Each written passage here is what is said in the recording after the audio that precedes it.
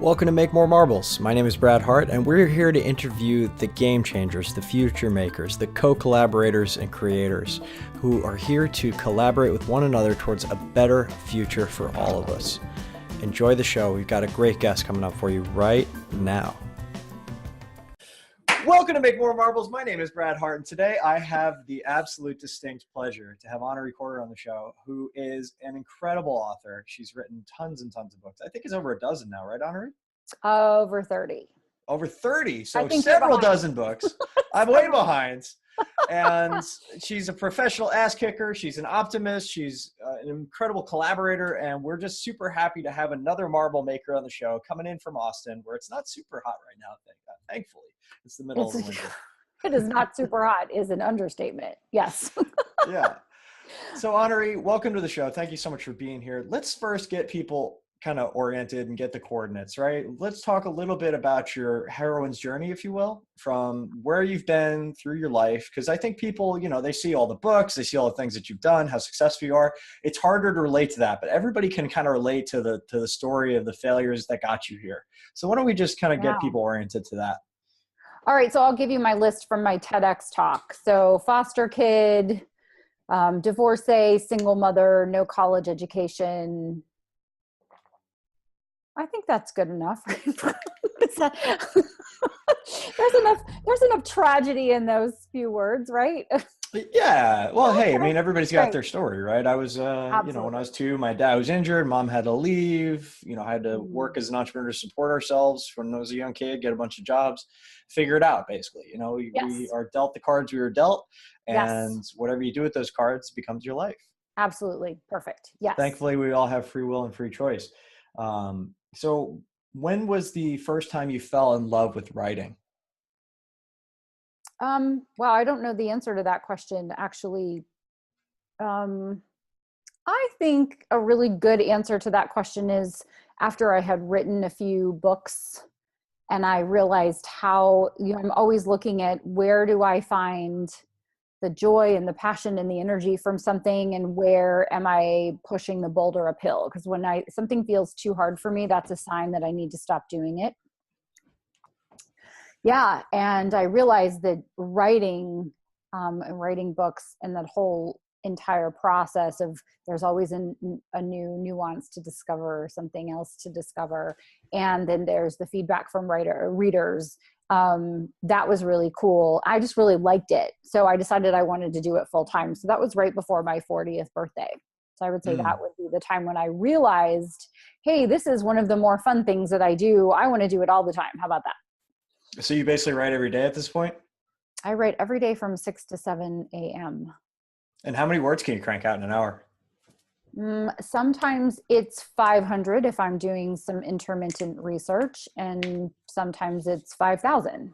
Wow, that's impressive. Yeah, I timed myself. I did it for 30 days once. I did an hour every day, and I got up to about 2,000 words a day. I thought that was amazing. 5,000 is like amazing. Another level. It isn't. Well, 5,000 if I'm dictating.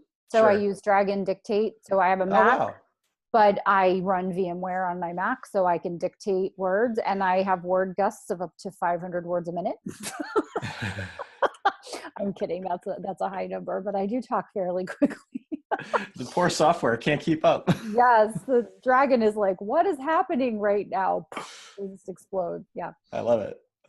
So you're like basically the queen of dragons, is what you're telling me from, I don't know. I have some fiction writer friends who go for power walks and walk 6 miles and dictate, 10,000 words or something ridiculous. So right around Thanksgiving, I got so fed up with nonfiction. I read so many of those books last year, I should say, that I asked online, and actually, Book in a Box, I'm sure. Tucker Max and those guys. Yeah. So Tucker actually reached out and said, oh, you got to read. I was just looking for something long, epic that's like, it would take me months to read. Yeah. So I finally finished it today. His recommendation was The First Man in Row by Colleen McCullough. Okay. And I just finished it, and it's incredible. And now there's 4 more to read. So I'm going to be into that series for a while. I'm super excited. And when you're done, read The Martian by Andy Weir, but listen to it, because the production was done by my friends over at Podium Publishing, and the production is unbelievable.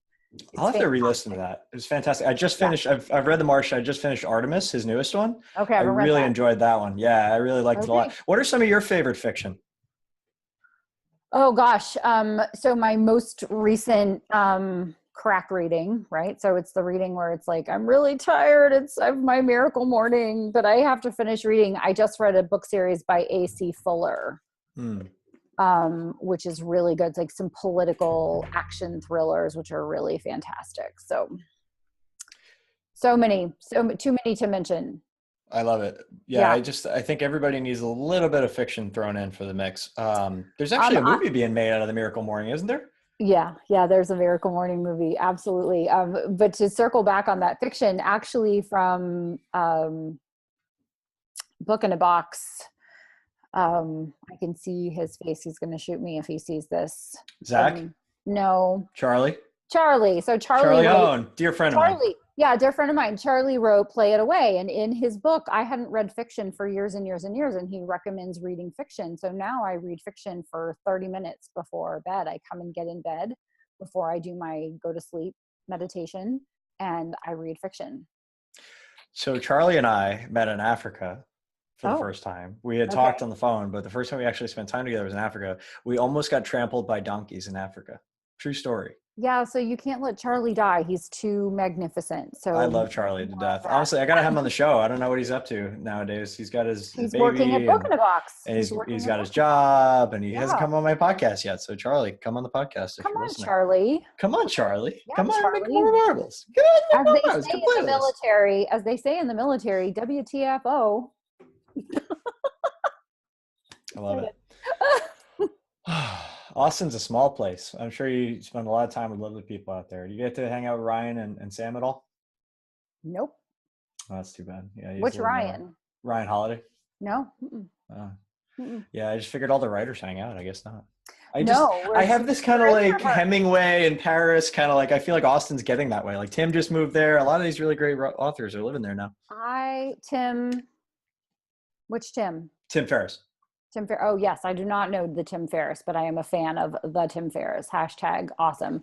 Well, it's funny because I have an author dinner once every 2 months, just because authors tend to be introverts and we tend to be at home I'm in my cat pajamas. Not today. I got dressed, but I can't have cats. I have the kitty sniffles. I love cats. They love me. They come right up to me and want to snuggle, but I get the sneezies.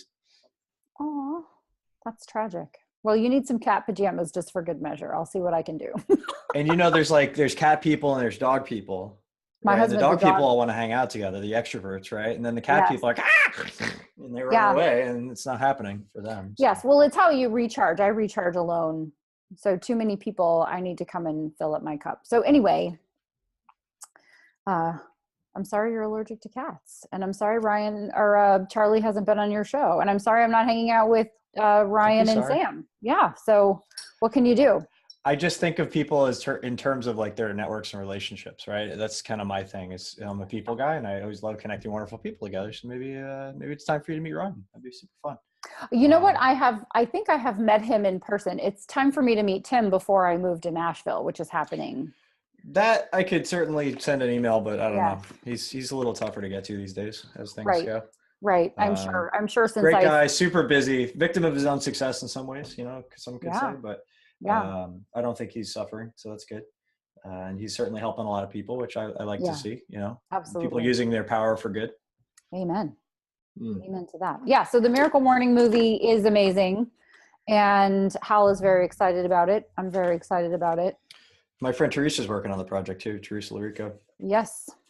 She's a lovely lady. She had a tragic incident this year, and she luckily has made mostly a full recovery. So I'm super excited to see her. Yes. So now that we've talked about all the people, let's talk about all things. Let's make this really clear and present, tactical, practical for people. So they should have a book. We get that. Everybody knows that the book is the new business card. Maybe the online course is the new book.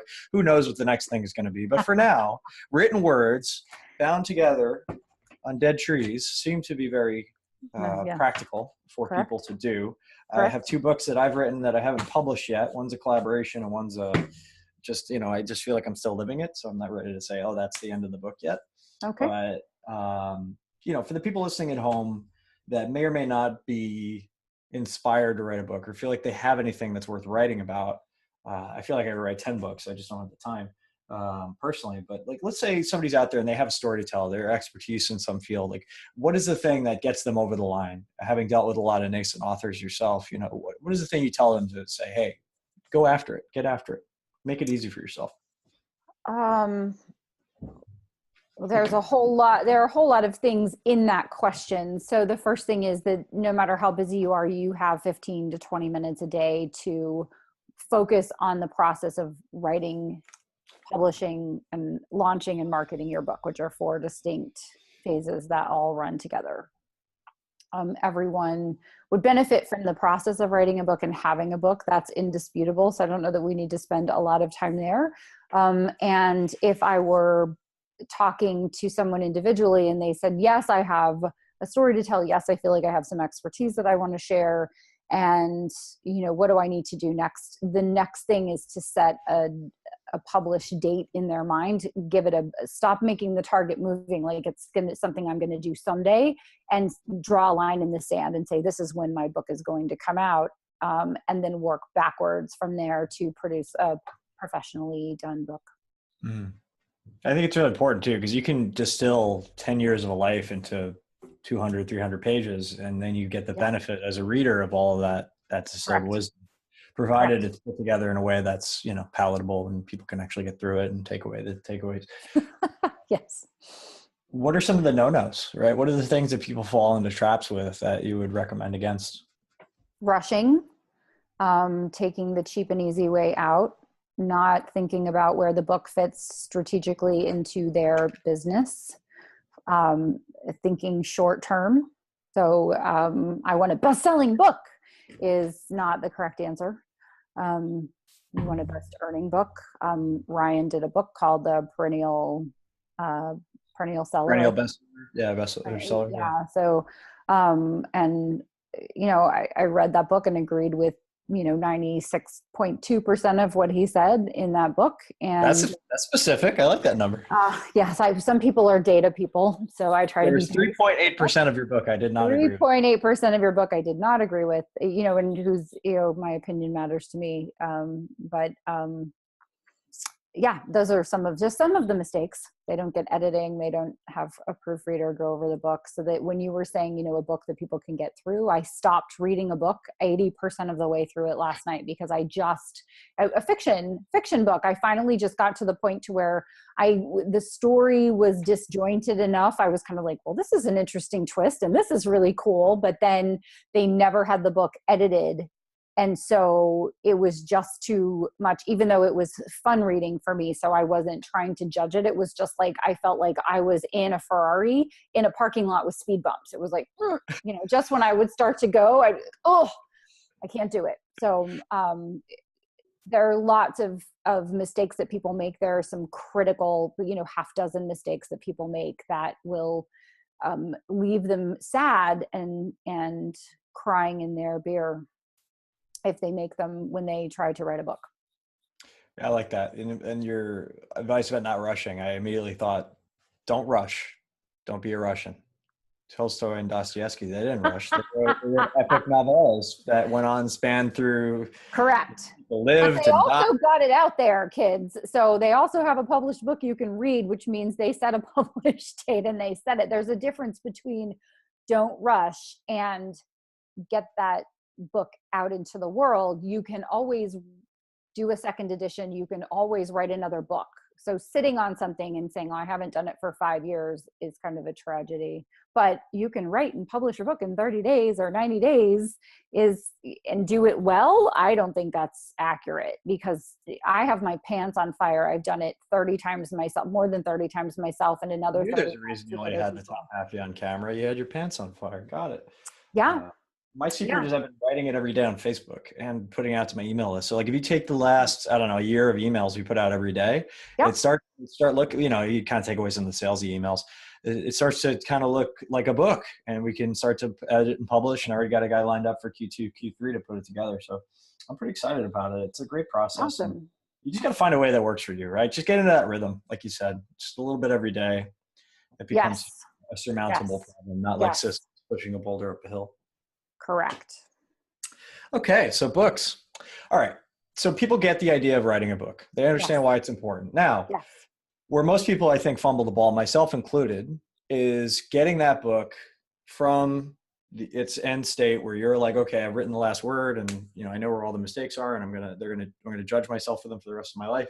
Now it's like, get that book out into the world. Do you recommend people pre-frame the audience with the book, or have the audience before they write it, or get it out there into the world? What is your general strategy when you give people publishing / promotion advice?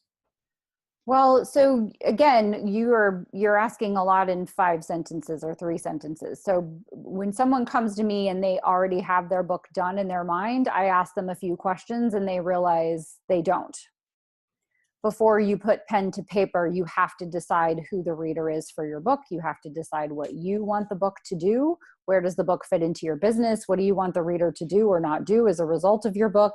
And then you need to frame your book according to that, outline your book, write your book according to that. Most people just go, bleh, okay, I wrote my book. Now I want to market it. What do I do? And it's like, go back and start with a clean sheet of paper and some good questions. So as far as promotion and marketing, those are different conversations. It's different for everyone based on those original questions. What do you want from the book? What do you want the reader to do or not do as a result of that book? If you want people to just buy your book, how are they buying your book? Is it online? Is there a geographic limitation to it? Do you want them to buy your book and then hire you? Are you using the book as a business card or as a replacement for other collateral materials, and then they are going to come and hire you or your firm as a result of that? Lots of different things factor into the promotion and the actual marketing activities. I like it. And I like to ask a lot of dumb questions so that I get smart answers. That's my strategy, really. And like, Excellent. Okay, this, perfect. this is an excellent book about this, by the way. If you're not watching the video, it's called Book in a Box Method by the guys over at Book in a Box. So that's Tucker, that's Charlie, that's Zach. And they kind of lay it out step by step. And they talk a lot about some of these things that Honoree is graciously reminding us. It's like, hey, if you don't Yep. have a plan, that's a plan to fail, Yep. right? Fail a plan is a fail. Yeah. Yeah. Yeah. And I have a book called You Must Write a Book, and the companion workbook, I Must Write My Book, which walks you through Bingo. some of So those things as where can well. they find that book, by the way? Is that sold on Amazon? Is that on your website? It's an Amazon exclusive, actually. Yes. Oh, great. Okay, wonderful. So yeah, go to Amazon, check out You Must Write a Book by Yes. Honorée Corder, and Yes. you can also write a book. You must write a book. You must. I think you must. I must Yeah. increase my readership. Yes.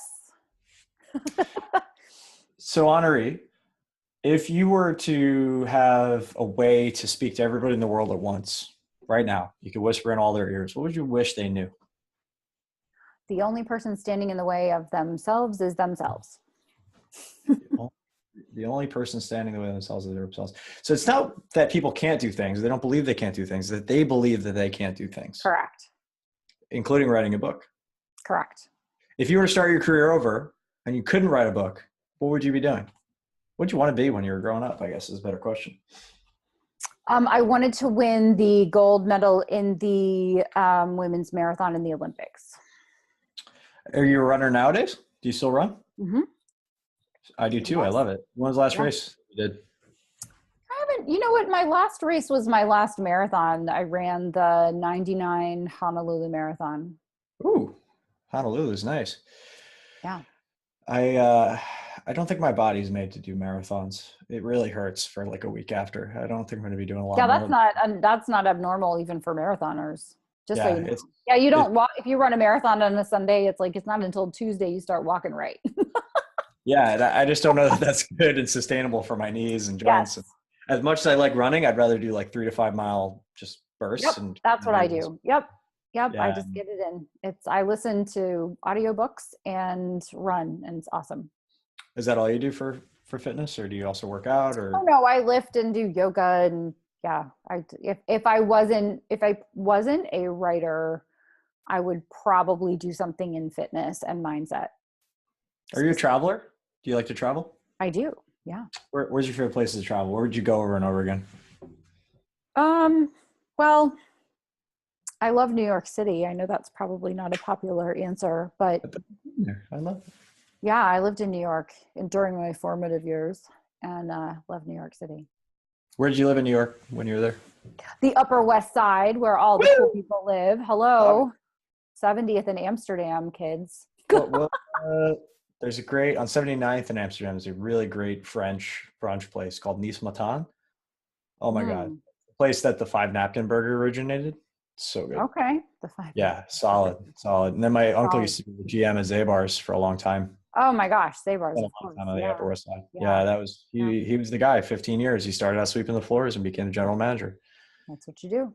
Which is pretty impressive. Super Yeah. fun. He unfortunately passed away when I was quite young, but we had a lot of Oh. history with Zabar's. Um, okay, cool. So New York City. Let's describe your perfect day in New York City. How does it look? Oh, with a run in Central Park. Obviously. Okay, great way to start. The 6 mile loop in Central Park. And then we would go to H&H Bagels on, Didn't H&H shut down? I hope not. It's been a minute since I've been That's what I there. heard. All That's right. what I heard. Well, Sad. thanks for breaking my heart today. That's Every awesome. time I go to New York, something else closes that I used to love. I don't know what that's about. Like the places I all used to go to when I was a Progress. kid, Yeah. gone. Well, it's like Progress. Disneyland now. Like everything is a chain or a superstore or a whatever. Yes, The correct. Disneyfication of New York City. It's a little sad. And most of the cool Oh, kids went out to Brooklyn. So Manhattan's kind of like whatever. oh, all right. So I would probably go right somewhere quiet. And then I'd have lunch with one of my friends that lives in New York. And then I would go do something else. I don't know, a podcast interview with someone awesome. Um, and then I'd go to dinner somewhere and then the theater. Are you a big foodie? Oh, sure. Yeah, I think so. Yeah, I New don't know York's if great. foodies think I'm a foodie, but I think I'm a foodie.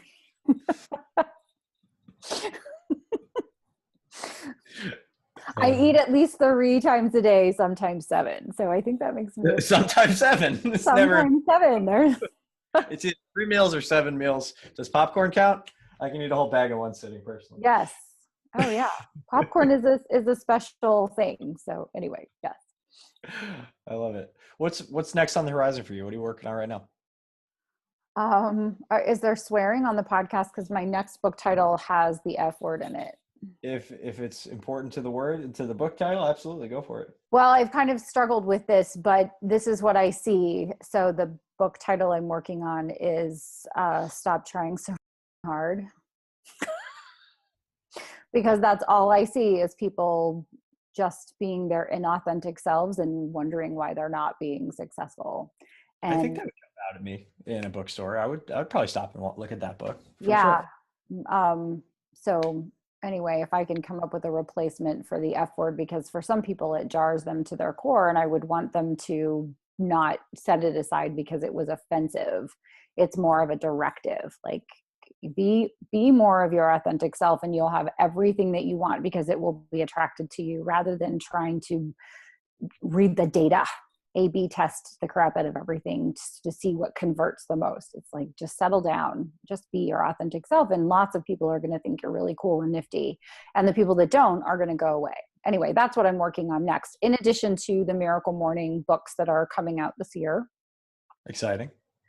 Very exciting. And moving to Nashville with my family. My daughter's graduating from high school, and so we're relocating to Nashville. I have some speaking gigs on the calendar. I just finished Phil Hellmuth's next book called #Positivity. If you don't know who Phil is, you look like you know who He's the Phil is. poker player. He's Yeah, the he's poker great. brat. Yep, he's incredible human. And I have several clients like him, but he was the first one to say, you can shamelessly drop my name. So that's me shamelessly name dropping.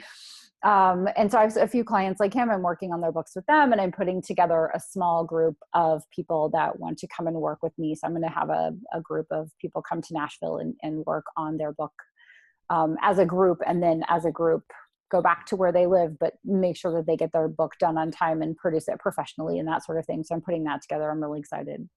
That's awesome. And by the way, my writing career started in relation to poker, and I have a fun story about this. So there's Oh, a pretty successful poker player named Brent that he was in my school. He was a senior in my school in Binghamton when we were seniors, and I didn't take any English courses. I was a biology major, but to make beer money, I would write all his papers from him because as a senior, he stopped doing English stuff and went and played Nice. poker and made like 200 grand that year. So he'd pay me like all this money to write his Shakespeare stuff. And he wasn't a great writer. So here's the fun part. He was getting like C's in his classes, and then I would write a paper for him. It wouldn't get flags of plagiarism because I, did it originally. For him. Yes, you were a ghostwriter. Ghostwriter for him, and I would get A's Yeah. and A pluses in those classes that I'd never stepped foot in because they were so impressed with his improvement from one to the other. So Oh my gosh, that's fantastic. yeah, so that was my poker story. Brent Roberts, good guy, good guy. That's amazing. Phil and he know each other. Perhaps. Oh, I'm sure. So, Honoree, how can we move your mission forward? How can we help you collaborate towards a better win for the better future that you are creating here? Miracle Morning has obviously touched a lot of lives. Yeah. Phil's book, I'm sure, is going to touch a lot more. Yeah. If you, in your wildest dreams, could be connected to a resource, an opportunity, a person, a system that would allow you to move your mission forward faster, what would it be? I have no idea. That's a great question. And I've not ever. We like to spring that on people. You just bring Most people have trouble receiving, right? When people ask you, like, really, how can I help you? In your wildest heart of hearts, they either have something you're afraid to ask for, or they haven't really thought about it to the point where it's like, oh, I actually know what this is. You know what? Phil asked me the other day what he could do to help me. And I said, if I had 50 more clients like him in my lifetime, that would be amazing. Okay. Got it. People who are wanting to write a book and don't want to figure things out and are willing to pay my fee, able to pay my fee, and are good listeners and learners and take direction. The fee is $70, so it's quite steep. I'm just kidding. It might be $70 a minute. No, it isn't. I think it's more than that even. I don't even know, but yeah. I have the best clients in the world, and there you have it. So if you are the best clients in the world and you're listening, please reach out to Honoree. If you know the best clients in the world and you're listening, please reach out to me. Yes, Honoree has a spot for you. Yes. And then what's the best way to get in touch with you, Honoree, if people do have somebody? Oh, you know what? HonoreeCorder.com is a good place to start. I'm at Honoree on all social media platforms and that's on Amazon. HONOREE. And literally at HONOREE on all the platforms, on all the medias of social. Literally at Honoree.com. Yep. I love it. Yeah. All right. So get your book out there. You must stop trying so fucking hard. Very important. Oh my God, please. Please do it for me. And you don't even know me. Just stop. Do it for yourself because you don't know me. Yeah. And Honoree, ask her a lot of questions that are really 5 questions in one. Make sure they're dumb questions. You get smart answers. Super important. There's no dumb question. There's just the question that you don't ask because you either don't know to ask it or you are afraid to ask it. And then one of my clients yesterday, so I had a guy who hired me, he paid me for 10 sessions. And then after 8 sessions, he decided to go to this write and publish your book really quick, kind of a weekend. And their strategy was you title your book and then you come up with a book cover and then you pre-publish it on Amazon so that you have a drop dead date and you have a 90-day runway with Amazon, except that he hadn't written the book yet. He wasn't really done outlining it. And so now his pants and his hair are literally on fire trying to figure out how to get all of these things done. And he realized that he had a hotline to someone who could help him. So he was like, I'm calling the 911 hotline. I need all of these people so I can produce my book. And he's like, and I'm totally serious. I'm not going to mess it up. Break glass in case of emergency. I like it. Yes, exactly. Break glass in case of emergency. That was the phone call. He's like, I totally screwed up by trying to do it the easy way. And he's like, as it turns out, there's no easy way to doing something right. Yeah, that's true of books and everything else for that matter. Yes. It's like you do the work. That's how you do it. Yes. Here's all the work you have to do, but you do the work. That's important. Correct. Yes. So I have a question. How do you see the publishing industry morphing, changing technologically and otherwise? And what are you most excited about in the industry? I think that it is very easy for someone to write and publish a book. So there's a lot of There are just a lot of books out there. However, they're produced, if they're produced fast and well, but they aren't as good as they could have been if someone would have slowed down and taken a little more time to Stop think rushing. about it. Um, Dostoevsky. Dostoevsky. And so I think that the people who thought that they could get rich quick by writing a book and publishing a book quickly will go away. And the people that are committed to success and doing things in a way that works most effectively, right? Because there's no judgment for me as a coach, right? There's no good, bad, right, or wrong. It just is effective or ineffective. So people will start to do things more effectively, even as they learn to do them more efficiently. And I think traditional publishing will change, and that there will be more professional independent publishers, indie publishers, who will rise to the top and will make a difference, fiction and nonfiction. And so I'm excited that there's the low barrier to entry. And I'm also excited that we're still at, I always say we're still at like 1 or 2 o'clock in the morning of self-publishing, of indie publishing, that there's a long way to go. We're at the very beginning of the industry, and people are, I've been self-publishing since 2004. So you were up at midnight. You were like right off the I was line. up yesterday. Yeah. You got up pretty Yes. early yesterday to Got to get get up pretty early in the morning to have actually been up yesterday. So yes, I just see that there's so many possibilities, and that more people who are like Phil Hellmuth and some of my other clients who could have gotten traditional deals and were offered traditional deals turned them down, because they then understood that if they did a little bit themselves and had the right players on their team, they could independently publish and then make all of the money and keep all of the money for themselves. Yeah, I think that's an important distinction to Yeah. make. Like, if you already have all the power, why give it away to somebody else who may or may not even do the best job, Well, right? and here's the Nobody great really cares news more about about it. you do. Yes, and here's the great news about it is when I was having that initial conversation with him about, okay, here's your book deal. And so here's what this means, because when he called me, it was just one of my friends said, and humbly so, I'm going to repeat what he said, but he said, you're the best in the world at this, so I want to talk to you. So he said, what's the deal? Tell me the truth, the whole truth and nothing but the truth. So he was paying me for my time. I have no skin in the game. I'm not taking a piece of the action. I'm not a publisher. I'm not a New York publisher, and I don't own a publishing company. So I wasn't trying to get anything from him, right? Like, oh, you should do it my way because then I win, right? So I just said, let me look at your deal. So he sent me the deal and I analyzed it. And I said, okay, so if you do it, then this is what is happening over here. And this is how much you spend. And this is how much you get. But if you do it this way, and I introduce you to people who are all these players who do the things that the publishers do. So the editing, the proofreading, the graphic design, the layout, the copywriting, the blah, blah, blah, right? If I introduce you to people who do that independent of me, they're not my people, but they are on my bench, they are my preferred players, then you will spend X amount of dollars, but then you get this percentage from Amazon and iBooks and Kobo and Diesel and blah, blah, blah, blah, blah. So here's this. And he was like, so these are the real percentages. And so all I have to do is hire all these people and they will do this professionally for me. And then I retain the rights and I make all the money. Yes, that's what I'm saying to you. It was like, okay, well, that's a no-brainer.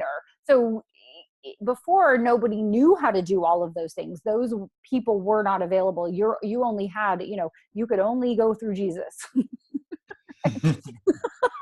And Jesus was keeping all the money. So now you have an option. You have options. And so when people realize how easy it is, that it is not easy, but it is simpler than they think, and they can retain creative control and timing control and promotion control and marketing control and money control, it then opens a door to the possibilities.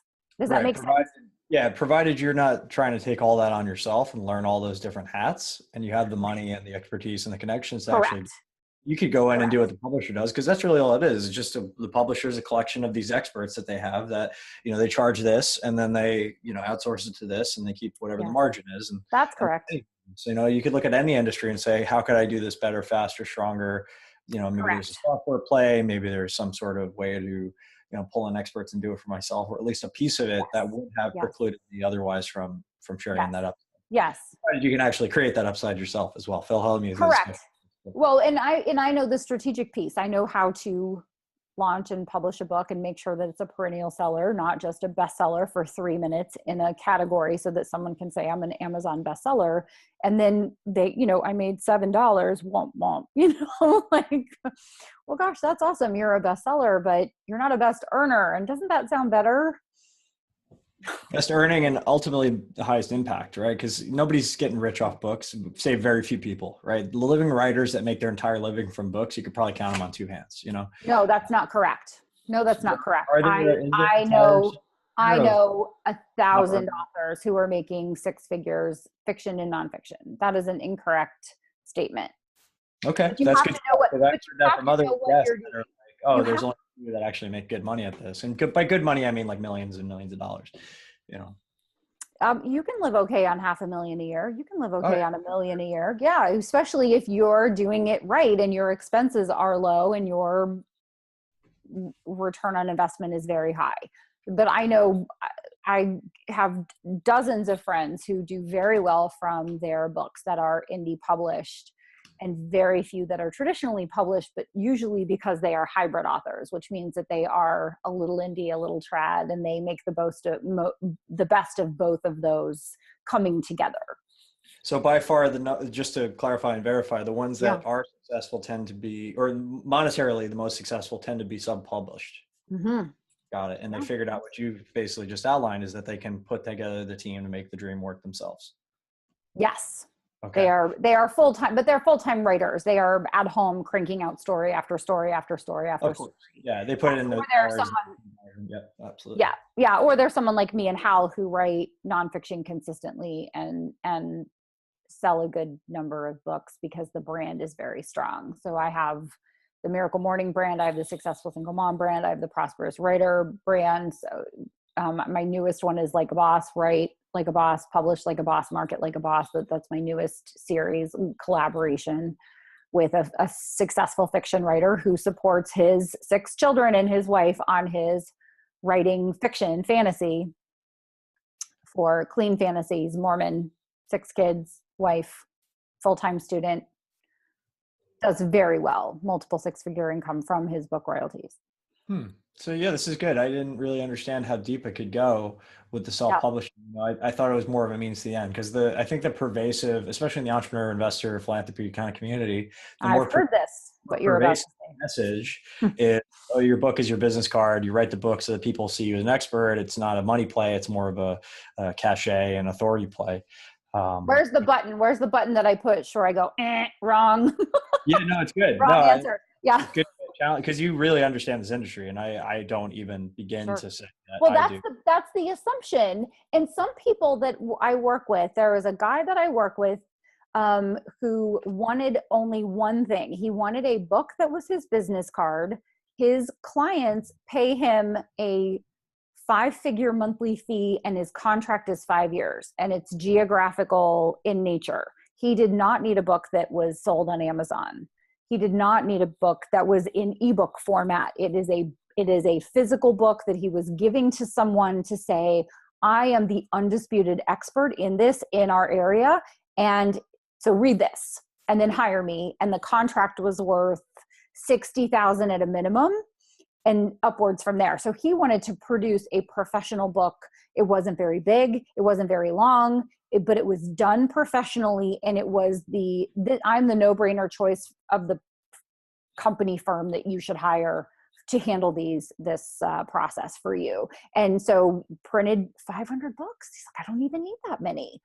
So he didn't make money from his book. He made money as a result of his book.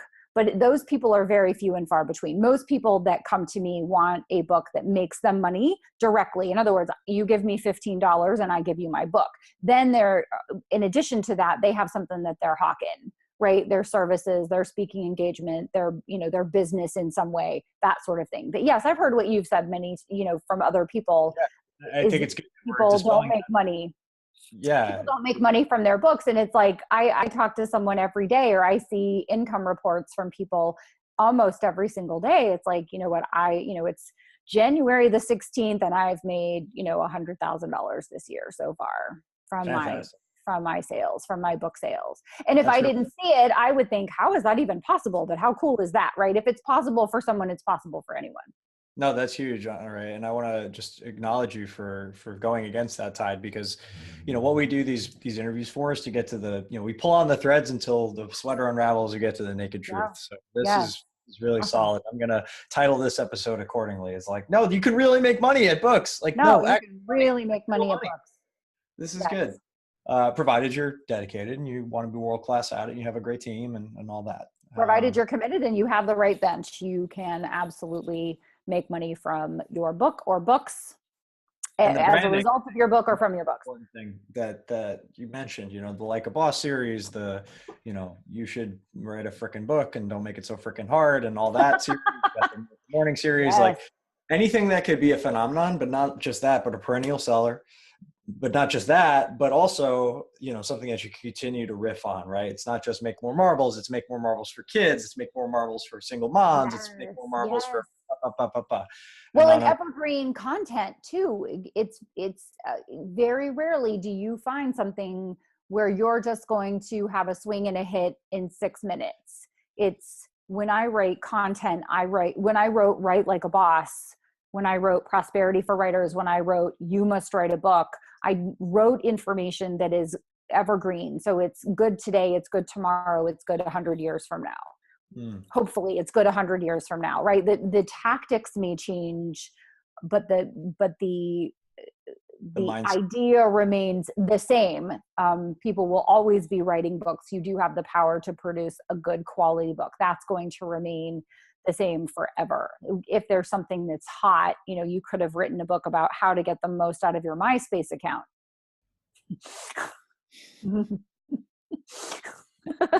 As opposed to how to get the most out of social media, which would be more perennial. Correct, right? So if you MySpace, like that would have been that's like an avocado, right? It has a shelf life, and then once it's dead, it goes away. You want to write something that's, what are the fundamentals? What's fundamentally going to be true forever? What do we know for sure? That business is built on relationships, and the better your relationships, the better your business. That's going to be the same forever, and you just can't fake through any other medium the eye to eye or face to face contact. This is great, but a meal would be so much better, right? Yeah. You and I talking over video is fantastic, but the next time we're in the same zip code, we should have a meal and break some bread and get to know each other on a different level. When you meet someone in person, it just changes the dynamic of the relationship, and you can't fake that in any other way. You can build up to it, you can build on it, but nothing replaces that, and that will never change regardless of technology. Yeah, that's been really a huge lesson for me, is doing almost 100 podcasts now, is just meeting the guests in real life. Like, for example, I just had a great one with Dory Clark, and she actually flew out to San Diego and hung out at our local mastermind. And then we had dinner the next night. Awesome. We actually got to spend a bunch of hours together. And now I feel like I have a friend in addition to, somebody who just came through a professional channel. Came on your podcast. Right, From the exactly. comfort of their own home. Yeah, and it's a beautiful thing. And that's the reason I did begin with, is I wanted to connect with people. I wanted to see what they were like in person, and I wanted to spread their message and help their mission in the world as well. And that's a great benefit. That's the reason people come on. But ultimately, if you're not doing the work to build the relationships, then you're wasting great opportunity to connect with world-class people. So I think that really kind of puts a nice, neat bow on this entire discussion. It's like, the reason you're writing books, the reason you're podcasting, the reason you're doing the things, yes, you can make money, but if it's not tied to some sort of value or bigger purpose, then maybe, the reasons you're writing a book are not the reasons you should be writing a book or doing a podcast or doing whatever you're doing. Yeah, absolutely. Well, thank you, Honorée. I'm grateful that you're here and you got to me in a few different ways. I appreciate that. Seeing as you're now we've gone there. Now we're friends for life. Like, that's it. Now we have to have a meal at some point, for sure. Well, now I get to tell all my friends that want to write books, like, oh no, you can really make money at books. Yeah, call Honorée. 6 figures in 16 days. That's legit. That's not everybody, certainly. No, but yes, it is absolutely possible, and it's possible if you have no resume, but you are willing to do the right things at the right time with the right team. Hmm. Yep. Honorée, on behalf of everybody in the Make More Marbles community, we just want to say how grateful we are that you decided to spend an hour with us. And do you have any parting words for the audience? You must write a book. And thanks for listening. If you've listened this far, thanks for listening. The honor. And on behalf of everybody, thank you so much for being here. And we'll have you on again soon, hopefully sometime. I'll look forward to it. Thank you so much. Thanks so much for listening to the Make More Marbles podcast. For more tips, hacks, and strategies to create an amazing, abundant life in your health, wealth, and relationships, whatever that means to you, head on over to makemoremarbles.com. Check out our cool explainer video about what we're about and join our community of entrepreneurial game changers. We want to help you level up your life in every possible way. And don't forget to subscribe to us on iTunes, Stitcher, or Google Play, wherever you listen to your podcasts, and please do leave a review. Thank you so much, and we'll see you on the next podcast.